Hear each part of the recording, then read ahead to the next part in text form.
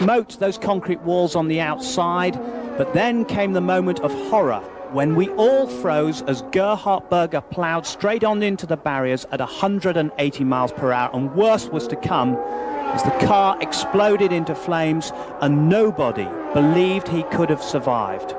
But miraculously he did, and thanks to a strong Ferrari chassis and energetic fire marshals, it took 16 seconds from the Ferrari coming to a halt to the first extinguisher going off, and 10 seconds more for the fire to be put out.